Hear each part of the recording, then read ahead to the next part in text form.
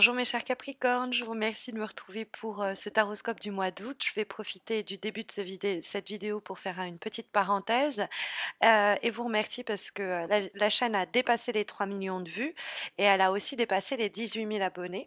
Alors pour célébrer ces 3 millions de vues, j'organise un concours exclusivement sur YouTube qui va se terminer le 7 août et qui permettra pour ces 3 millions de vues à 3 d'entre vous de remporter un tirage en croix gratuit, hein, évidemment, comme celui-ci, bien qu'un peu plus enrichi et répondant à votre question actuelle. Le concours est très simple. Vous avez une vidéo sur ma page d'accueil YouTube qui vous en explique les modalités. Il suffit de laisser un commentaire sous cette vidéo et je posterai en commentaire de cette vidéo-là, de ce taroscope que vous regardez, le lien direct vers la vidéo en question. Donc il y a aussi le tirage, le concours mensuel, pardon, qui vous permet de remporter un tirage également gratuit sur Facebook. Donc n'hésitez pas à tenter votre chance d'un côté ou de l'autre. Vous avez le lien de ma page Facebook aussi en descriptif de cette vidéo. Alors on va s'intéresser sans plus tarder aux énergies de ce mois d'août avec l'As de bâton bien aspecté qui se trouve en effet dans les aspects qui nous sont positifs et bénéfiques. Alors l'as de bâton, c'est un as pour commencer. Donc c'est les initiatives, c'est les actions fortes, c'est l'engagement, c'est le désir de faire, c'est l'idée d'être inspiré par l'idée de créer quelque chose. Il y a cette volonté, ce pouvoir de la volonté qui s'exprime à travers l'as de bâton et qui est porté par un désir, une envie. C'est des initiatives, un potentiel, quelque chose qui ne demande qu'à ouvrir ses ailes. Mais bon, c'est juste, si vous voulez, le feu qui prend, hein, c'est cette étincelle qui émerge, mais ça ne fait qu'être déjà soit en potentiel, donc ça peut se réaliser, mais c'est encore en devenir, et ça peut être sinon quelque chose qui vient tout juste de sortir, hein, de pousser hors du sol, mais qui demande à être nourri, arrosé avant de pouvoir faire éclore quoi que ce soit. Parce que c'est vrai que cet as de bâton, il dialogue avec le 2 d'épée. Un as puis un 2.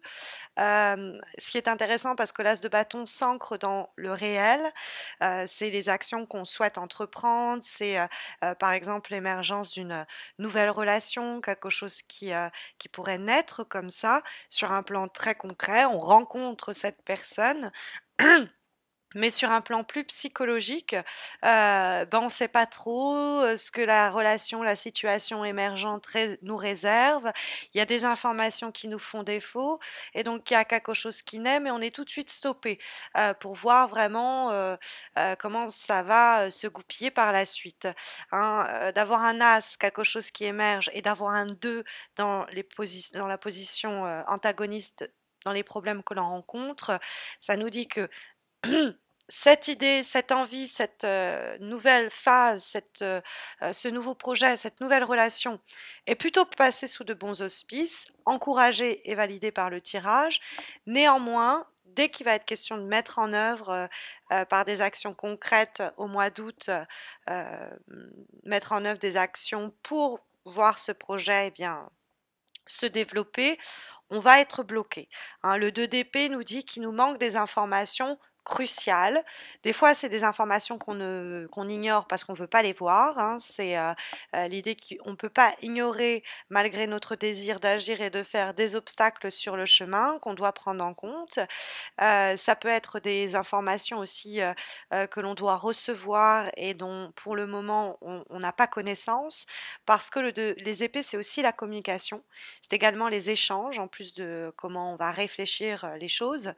Et il y a quelquefois, eh bien, des informations, des messages, des communications que l'on attend, que l'on espère pour passer à la phase suivante, pour transformer cette vision, cette idée, cette envie, cette rencontre en quelque chose de plus puissant, mais il va y avoir une période où on va être plongé dans le noir, parce que le 2 d'épée, c'est ça, hein, c'est avoir les yeux bandés et essayer de se protéger tant bien que mal avec ses épées, mais la situation est plutôt en statu quo, on ne bouge pas, tout est immobile, parce qu'on ne voit pas ce qui se dessine à l'horizon, on est aveuglé. Alors, en l'occurrence, on pourrait être un peu dans l'idée de déni aussi avec le 2 d'épée quand il est dans les obstacles. Ça peut vous avertir qu'il y a des problèmes récurrents que vous avez décidé jusqu'à présent d'ignorer et ce sont précisément ceux-là qui vous empêchent de passer à l'étape suivante. Ça peut être faire l'autruche dans le sens où il y a du déni à ne pas accepter certaines conséquences de la situation en question et cette idée de un peu refouler certaines choses et il va falloir s'y confronter dans ce cas-là pour pouvoir passer à l'étape suivante.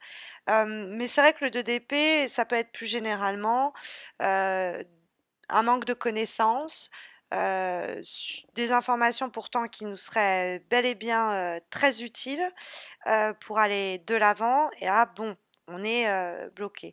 Alors, il peut avoir aussi avec le 2 d'épée, parce que c'est un 2, et c'est le mental, une dualité. Des fois, c'est avec des éléments extérieurs, mais plus généralement, c'est des oppositions intérieures, internes. C'est-à-dire qu'on se prend la tête avec soi-même, on est dans l'indécision, qu'est-ce que je fais, j'y vais pas. C'est un peu la chanson Should I stay or should I go, quoi. On est dans un entre-deux, c'est entre le marteau et l'enclume, sinon c'est, passez-moi l'expression, le cul entre deux chaises. On est dans une hésitation, on est dans une confusion. Quelle est la meilleure décision à prendre? C'est le dilemme, quelquefois, hein, que va suggérer du coup le 2 d'épée dans les obstacles. Mais ça peut être une confusion et des hésitations parce qu'on n'a pas toutes les informations pour le moment, tout simplement. Et donc, ça nous mène à créer des difficultés à se prononcer. Euh, Ça nous bloque pendant un moment. Il y a l'idée d'être pris entre deux forces opposées et d'être bloqué entre les deux pour une période dont on va souffrir, mais ce n'est qu'une période. Il va falloir arriver à soit se mettre d'accord avec soi-même et faire taire les voix schizophrènes qui génèrent cette confusion, soit attendre que les informations nous parviennent pour pouvoir passer à l'action et aller vers une croissance. Parce qu'on a une très belle image dans le sens où on a l'as de bâton, un as, on a le 2 d'épée, un 2, et juste en haut, en vibration de ce tirage, nous avons le 3 de denier. 1, 2, 3. Donc c'est une triangulaire, c'est une trinité aussi.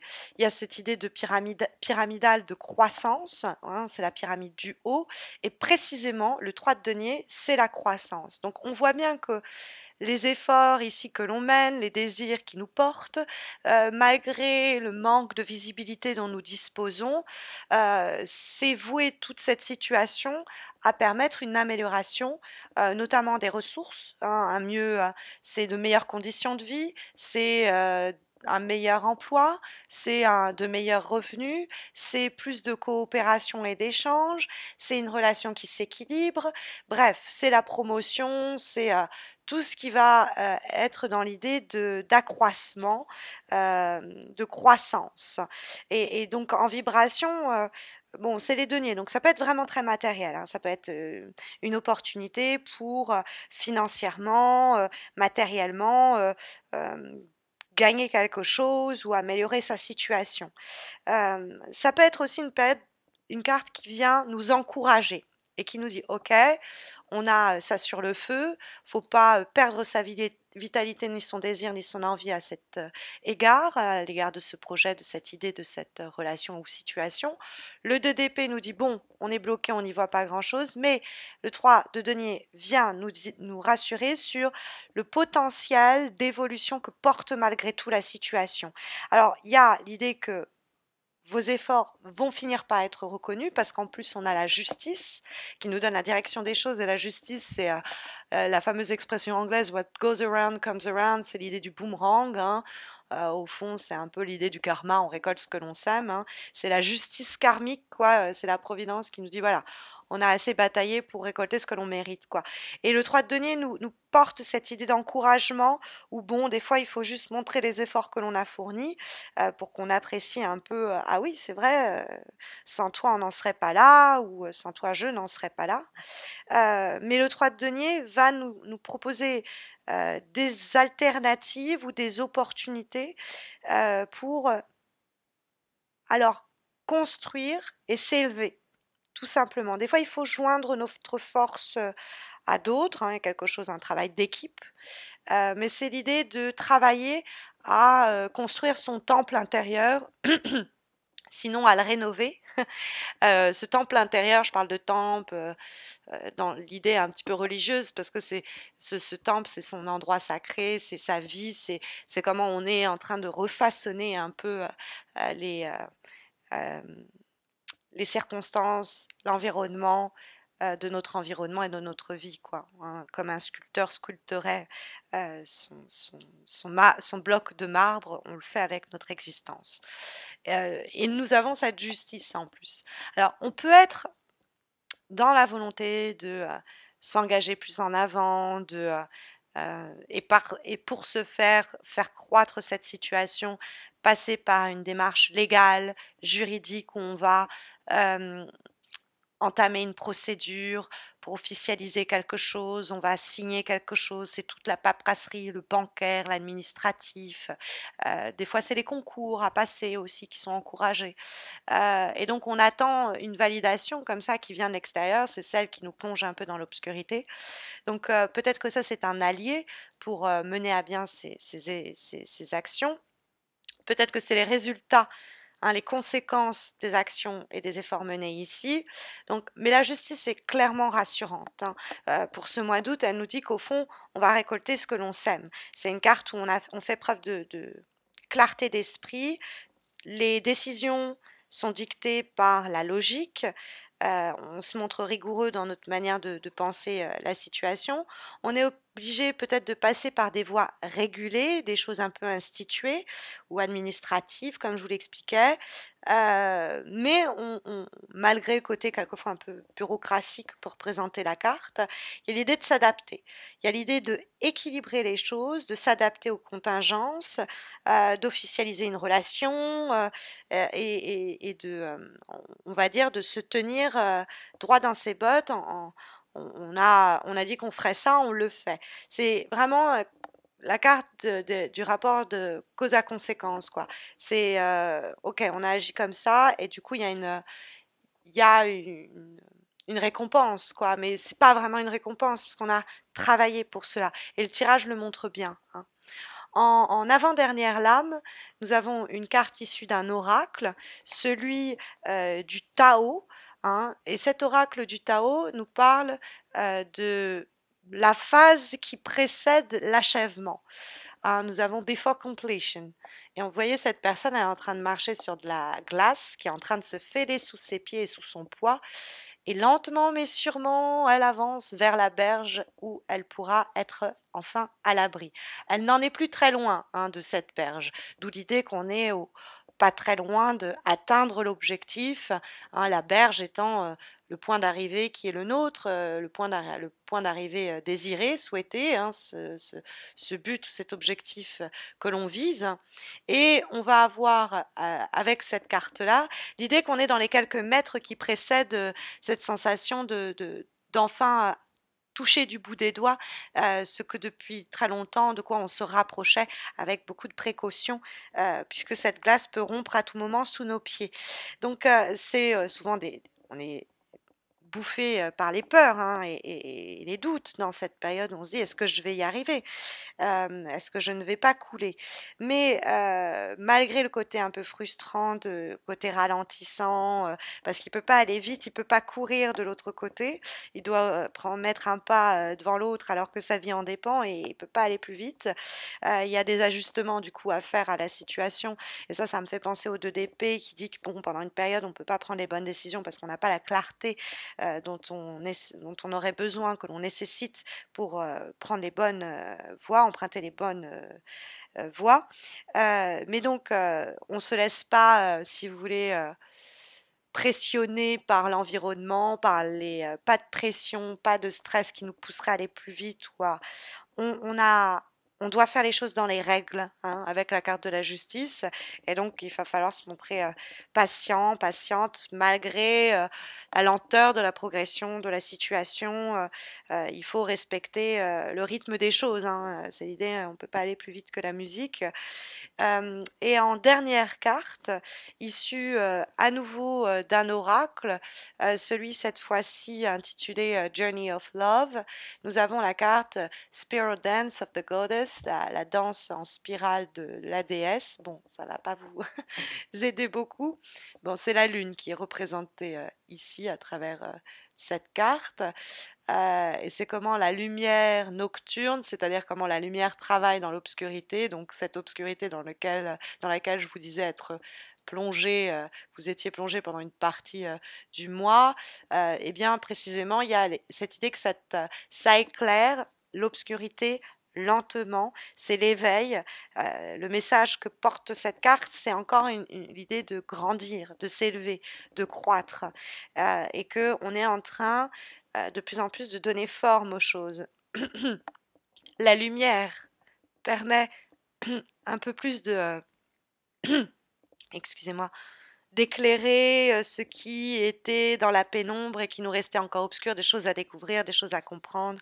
Des fois, c'est le retour du refoulé, hein, avec le 2 d'épée pas loin, on pourrait se mettre aussi à douter de ce projet, de cette idée, de cette relation, parce qu'il y a des obstacles. Mais en même temps, il y a des obstacles parce qu'on s'est mis en chemin. Il n'y aurait pas d'obstacles s'il se passait rien. C'est ça, c'est l'un et ils sont liés quoi. Donc ces obstacles font partie du chemin qui nous permettront d'atteindre cette fameuse berge, hein, patiemment, vaillamment, mais sûrement. Donc en tout cas, c'est les énergies, les conseils délivrés pour les prochaines semaines par les cartes du tarot de Marseille et de ces deux oracles.